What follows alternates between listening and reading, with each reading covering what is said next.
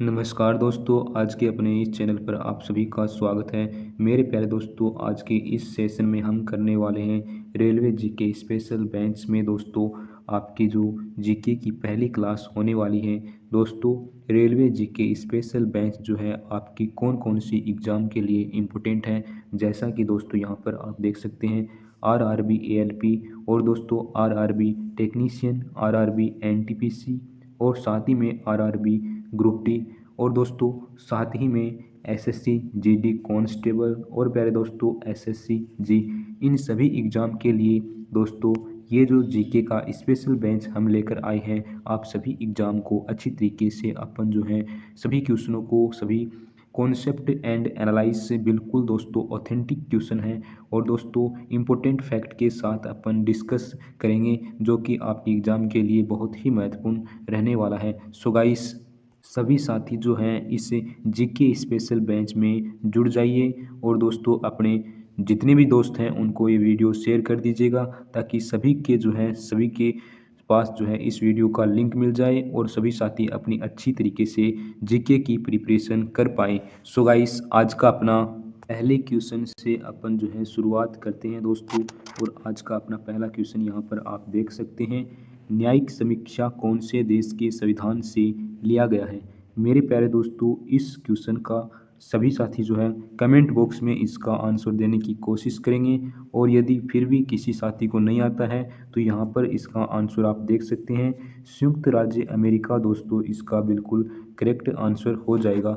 अब दोस्तों इस क्वेश्चन से जितने भी इम्पोर्टेंट कॉन्सेप्ट बनते हैं, जितने भी इम्पोर्टेंट पॉइंट बनते हैं, उन सभी के बारे में अपन एक साथ जो है इसका एनालाइज एंड डिस्कस करेंगे। जैसा कि दोस्तों यहाँ पर आप देख सकते हैं सर्वोच्च न्यायालय के संबंध में दोस्तों यहाँ पर कौन कौन सी इम्पोर्टेंट फैक्ट हैं। तो सबसे पहले दोस्तों यदि बात की जाए न्यायिक समीक्षा की जो शक्ति है वो भारतीय संविधान के कौन से अनुच्छेद के अंतर्गत दोस्तों इसका वर्णन किया गया है। तो अनुच्छेद 32 और अनुच्छेद 136 के अंतर्गत दोस्तों सर्वोच्च न्यायालय के संबंध में दोस्तों न्यायिक समीक्षा का वर्णन किया गया है। अब दोस्तों अपन जो है इसके नेक्स्ट इम्पोर्टेंट फैक्ट की ओर बढ़ते हैं और जानते हैं दोस्तों इसमें क्या इम्पोर्टेंट फैक्ट है। जैसा कि दोस्तों हमें पता होना चाहिए जो उच्च न्यायालय है वो कौन से अनुच्छेद के अंतर्गत आता है। तो प्यारे दोस्तों अनुच्छेद 226 और अनुच्छेद 227 के अंतर्गत जो है उच्च न्यायालय का संबंध, उच्च न्यायालय का वर्णन किया गया है, ये भी अपन इसमें बोल सकते हैं। इस इम्पोर्टेंट फैक्ट को भी आपको अच्छी तरीके से रिमेंबर कर लेना है। अब दोस्तों अपन जानते हैं इससे संबंधित और इम्पोर्टेंट फैक्ट कौन कौन से हैं। जैसा कि दोस्तों यहाँ पर आप देख सकते हैं ब्रिटिश संविधान के बारे में यदि हम जानें तो दोस्तों ब्रिटिश संविधान जो है वो कैसा संविधान है उसके बारे में देखते हैं। संसदीय सरकार, कानून का नियम, विधायी प्रक्रिया, एकल नागरिकता, कैबिनेट प्रणाली, विशेषाधिकार लेखन, संसदीय विशेषाधिकार और द्विसदनीयता, इस प्रकार के जो उसमें सिद्धांत या फिर इसमें बोल सकते हैं ये जो नियम और कानून हैं ब्रिटिश संविधान के अंतर्गत लागू किए गए हैं। इस इम्पोर्टेंट फैक्ट को भी आपको अच्छी तरीके से रिमेंबर कर लेना है।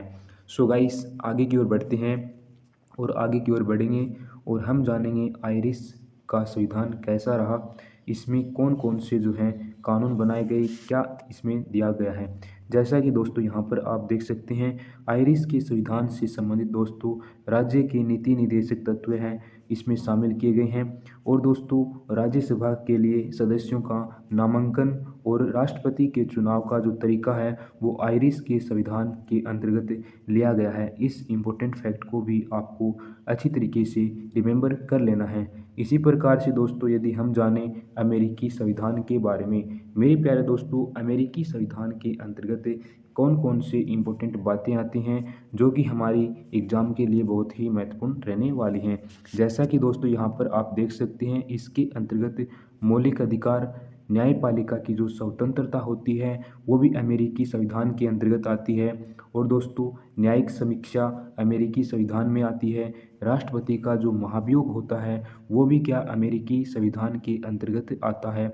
सुप्रीम कोर्ट और दोस्तों उच्च न्यायालय के जो न्यायाधीशों का जो हटाना होता है या फिर दोस्तों उपराष्ट्रपति का जो पद होता है वो सभी जो है इसमें अमेरिकी संविधान के अंतर्गत आते हैं। इस इम्पोर्टेंट फैक्ट को भी आपको अच्छी तरीके से रिमेंबर कर लेना है। इसी प्रकार से दोस्तों अपन आगे की ओर बढ़ते हैं और जानते हैं दोस्तों कैनेडियन संविधान के बारे में।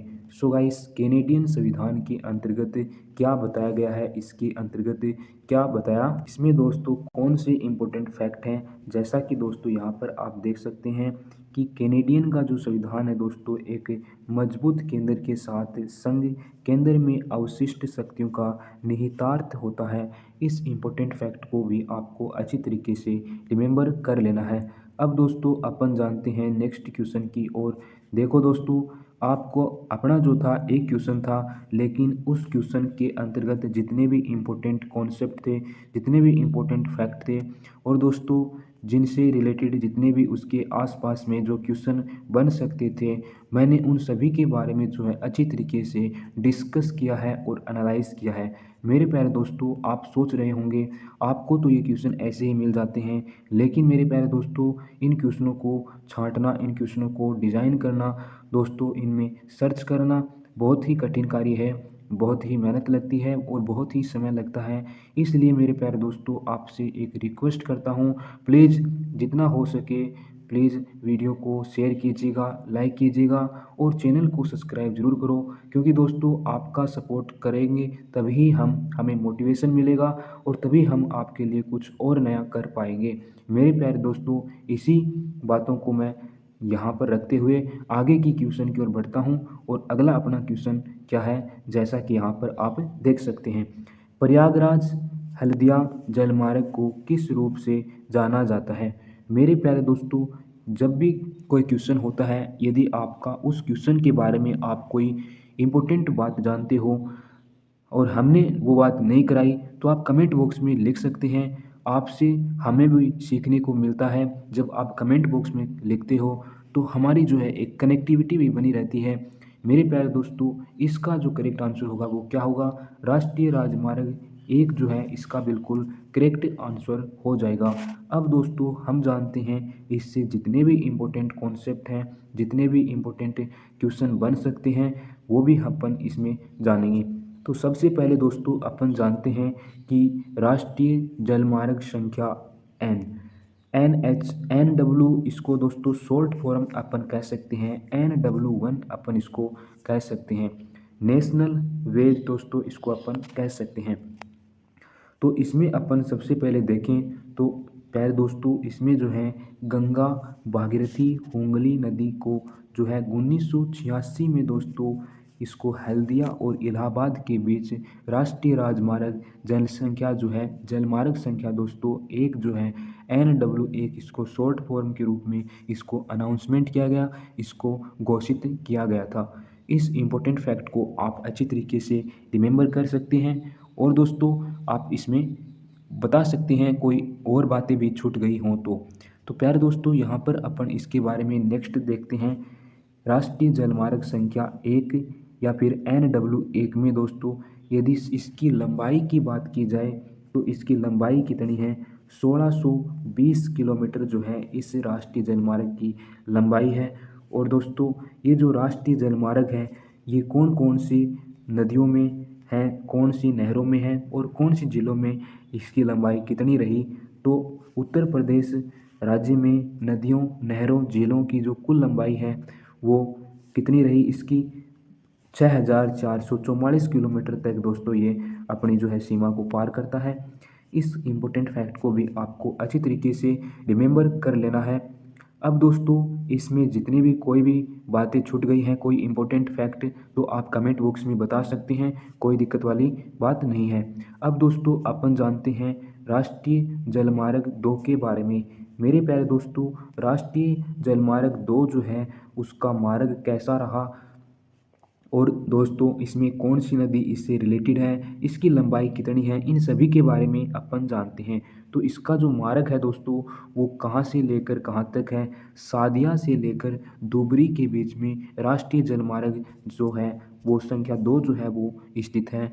और दोस्तों राष्ट्रीय जलमार्ग जो है वो नदी जो है वो कौन सी नदी में है, वो ब्रह्मपुत्र नदी में दोस्तों रिलेट करता है।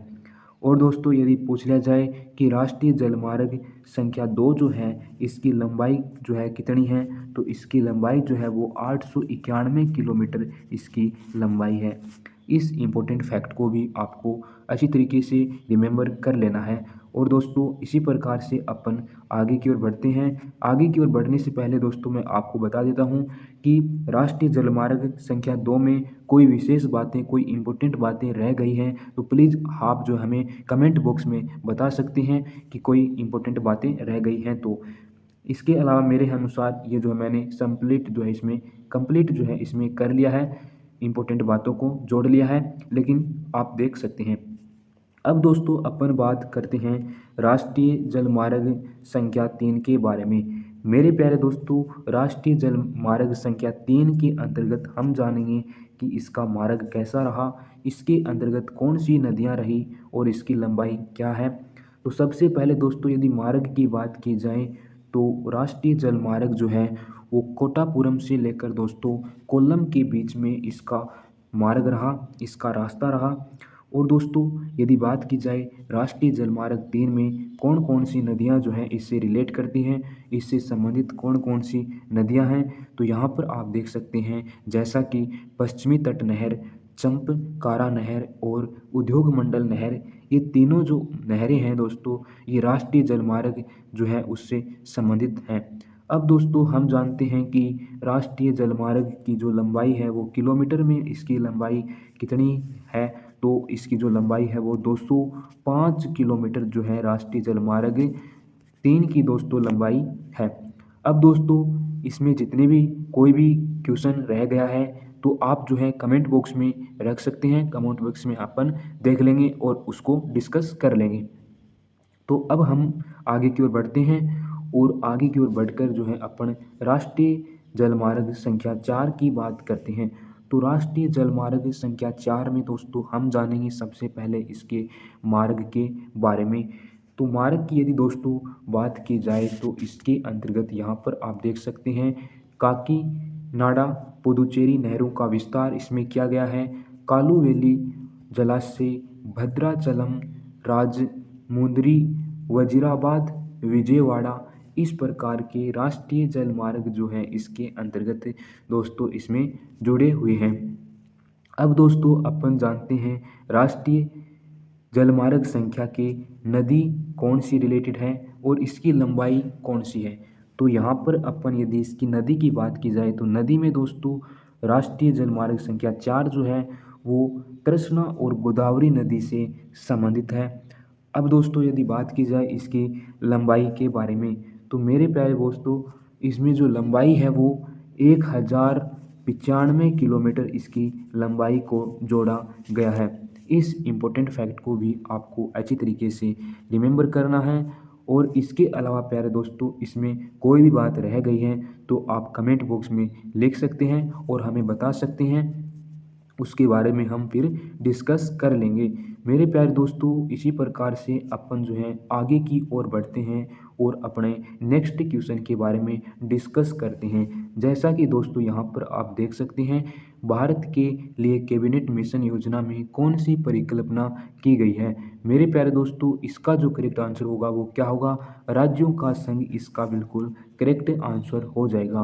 प्यारे दोस्तों भारत की कैबिनेट मिशन योजना दोस्तों ये बहुत ही महत्वपूर्ण परियोजना दोस्तों बताई गई है।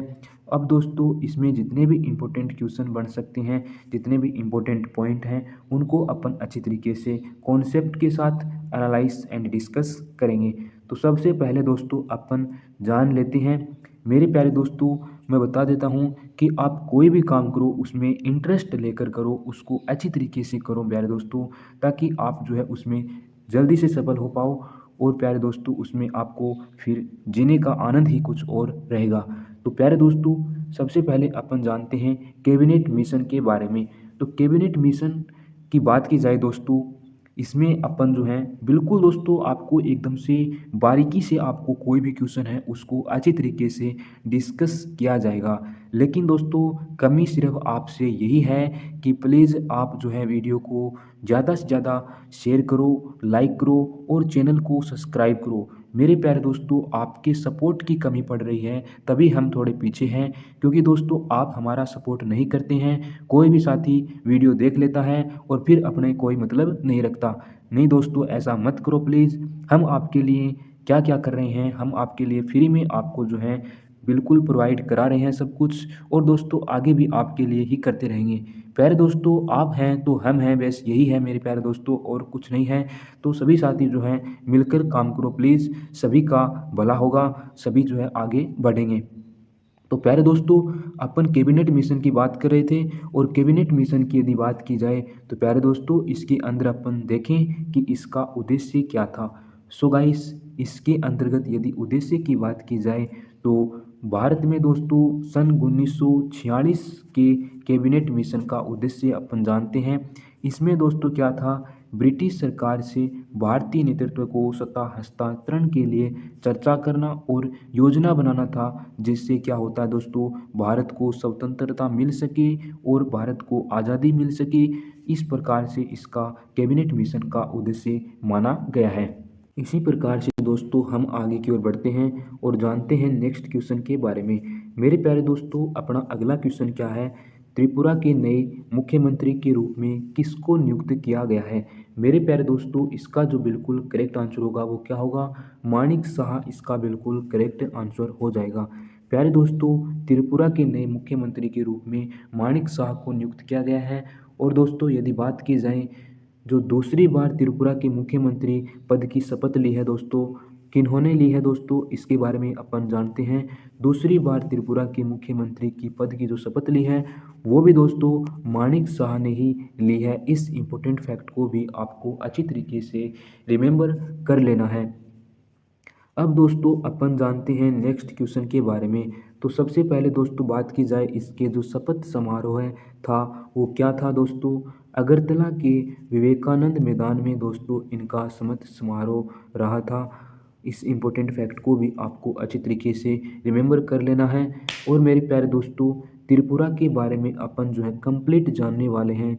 तो सबसे पहले यदि बात की जाए, त्रिपुरा राज्य की जो राजधानी है दोस्तों वो क्या है, अगरतला जो है इस त्रिपुरा राज्य की राजधानी है। और मेरे प्यारे दोस्तों, यदि त्रिपुरा राज्य के मुख्यमंत्री की बात की जाए तो त्रिपुरा राज्य के मुख्यमंत्री माणिक शाह जी को बनाया गया है। अब दोस्तों इसके अलावा जितने भी इसमें इम्पोर्टेंट कॉन्सेप्ट जुड़े हुए हैं उन सभी के बारे में भी अपन एक बार अच्छी तरीके से जान लेते हैं। मेरे प्यारे दोस्तों, त्रिपुरा के जो केंद्र शासित प्रदेश हैं वो दोस्तों कितने हैं, ये आप सभी साथी कमेंट बॉक्स में जो है आप कर सकते हैं। और दोस्तों इसमें जो अच्छा ये नहीं है, इसमें दोस्तों सॉरी आपसे, इसमें ये नहीं बताया गया है, इसमें ये बताया गया है कि जो त्रिपुरा जो है वो दोस्तों कब राज्य बना। ये जो बना था ये 1 नवंबर 1956 को ये राज्य बना था, इसके बारे में ये बताया गया है। और दोस्तों यदि त्रिपुरा राज्य की राज्यपाल की बात की जाए तो इसके अंतर्गत अपन कह सकते हैं कि एन इंद्र सेना रेड्डी जो है वो उसके राज्यपाल हैं। अब दोस्तों यदि बात कर ली जाए कि त्रिपुरा जो राज्य है उसकी राजकीय पशु का क्या नाम है, तो प्यारे दोस्तों ये छोटे छोटे क्वेश्चन हैं, स्टेट एग्ज़ाम हो चाहे दोस्तों सेंटर एग्ज़ाम हो, ये सभी जो है बहुत ही इंपॉर्टेंट क्वेश्चन बनते हैं और छोटे छोटे क्वेश्चन ही आपसे पूछ लिए जाते हैं। तो प्यारे दोस्तों आप सभी साथी जो है कमेंट बॉक्स में ज़रूर कीजिएगा, ताकि साथ साथ में आपको एक याद भी रहे और दोस्तों कनेक्टिविटी भी हमारी जो है बनी रहे। मेरे प्यारे दोस्तों, इसका जो करेक्ट आंसर होगा वो क्या होगा, फेरस लीफ मंकी दोस्तों इसका राजकीय पशु है। अब दोस्तों यदि इसकी बात की जाए इसके जो राजकीय पक्षी के बारे में, मेरे प्यारे दोस्तों इसका जो राजकीय पक्षी है उसका क्या नाम है, हरा शाही कबूतर इसका राजकीय पक्षी है। इसी प्रकार से दोस्तों अपन जो है अपने अगले क्वेश्चन की ओर बढ़ते हैं, और अपना अगले क्वेश्चन की ओर बढ़ने तो हमारा क्वेश्चन क्या है, सरकार का प्रमुख कौन होता है। मेरे प्यारे दोस्तों, सरकार का प्रमुख कौन होता है, तो प्यारे दोस्तों इसका जो करेक्ट आंसर होगा वो क्या होगा, भारत के प्रधानमंत्री जो होता है दोस्तों वो सरकार का प्रमुख होता है। इस इम्पोर्टेंट फैक्ट को भी आपको अच्छी तरीके से रिमेंबर कर लेना है। और दोस्तों हमें जानना है कि भारत के प्रधानमंत्री दोस्तों सरकार का प्रमुख होता है, और दोस्तों जो भारत का राष्ट्रपति होता है वो राष्ट्र का प्रमुख होता है। इस इम्पोर्टेंट फैक्ट को भी आपको अच्छी तरीके से जो है ध्यान में रखना है। मेरे प्यारे दोस्तों अब अपन जानेंगे इसके जितने भी इम्पोर्टेंट क्वेश्चन बन सकते हैं उनके बारे में। तो यहाँ पर आप देख सकते हैं जो भारत सरकार के जो कार्यकारी के नेता के रूप में जो होता है वो भारत के प्रधानमंत्री ही होते हैं। इस इम्पोर्टेंट फैक्ट को भी आपको अच्छी तरीके से रिमेंबर कर लेना है। और दोस्तों इसी प्रकार से अपन जो है अपने नेक्स्ट क्वेश्चन की ओर बढ़ते हैं, और अपना नेक्स्ट क्वेश्चन क्या है मेरे प्यारे दोस्तों, यहाँ पर आप देख सकते हैं faster than lightning my story किसकी आत्मकथा है। मेरे प्यारे दोस्तों faster than lightning my story, एक बार सभी साथी इसको कमेंट बॉक्स में ज़रूर लिखो ताकि आपको अच्छी तरीके से ये रिमेंबर हो जाए, याद हो जाए। तो प्यारे दोस्तों इसका जो करेक्ट आंसर होगा वो क्या होगा, हुसैन बोल्ट इसका बिल्कुल करेक्ट आंसर हो जाएगा। अब दोस्तों अपन इसके बारे में देखते हैं और जानते हैं कि सबसे इसमें महान धावक कौन था, उनका क्या नाम है।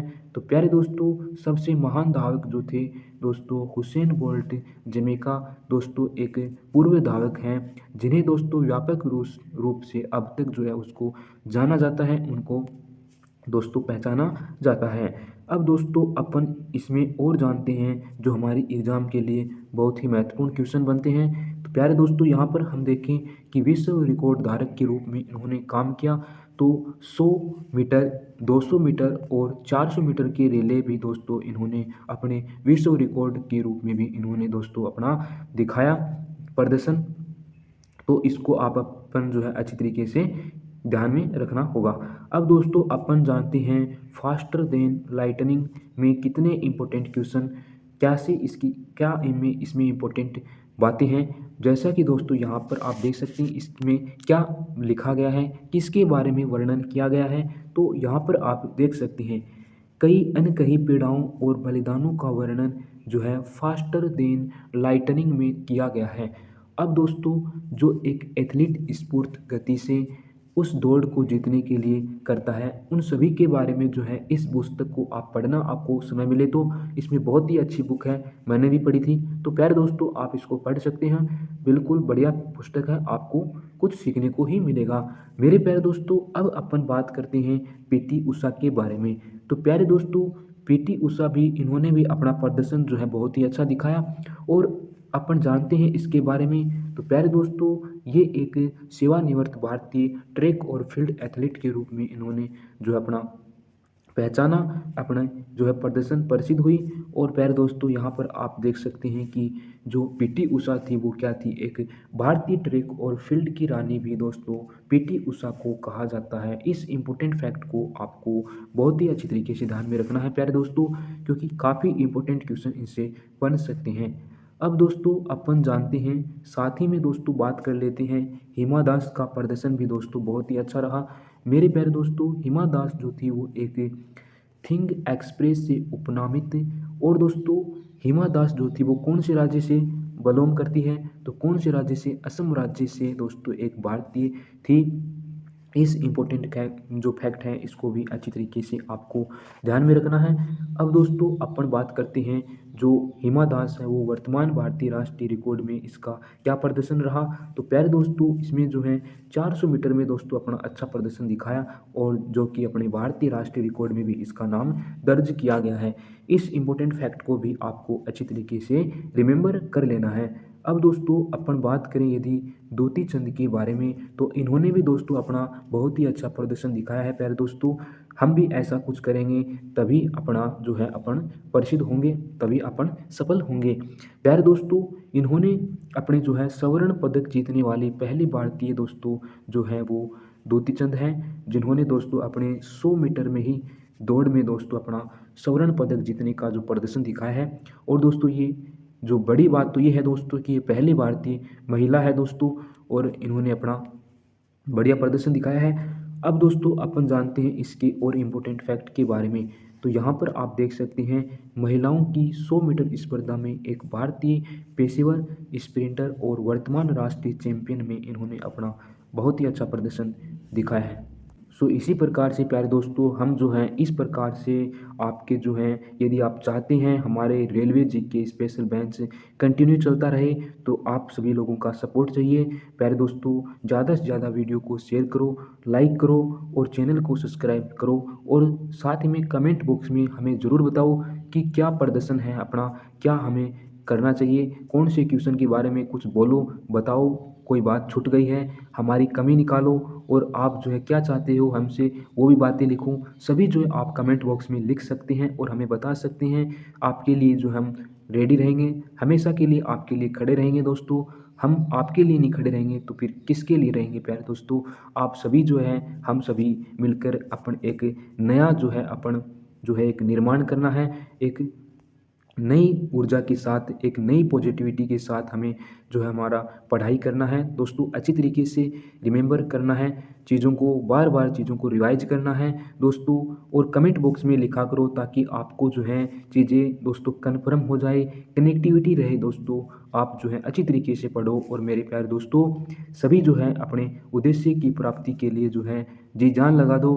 और सभी साथी जो है अपना एक दिन में दोस्तों एक अपना टारगेट बना लो, जिससे क्या है कि हमें क्या काम जो है कब करने चाहिए। मेरे प्यारे दोस्तों मेरा सपोर्ट आपके लिए जो है पूरा रहेगा। तो प्लीज़ प्यारे दोस्तों आप सभी को बहुत ही शुक्रिया अदा करता हूँ आपने हमारी क्लास में किया और अच्छी तरीके से हमसे जुड़े रहिए, साथ ही में लगातार हमसे जुड़े रहिए प्यारे दोस्तों। इसी प्रकार से अपन आगे की ओर बढ़ेंगे। तो आज के लिए इतना ही। जय हिंद, जय भारत एंड टेक केयर।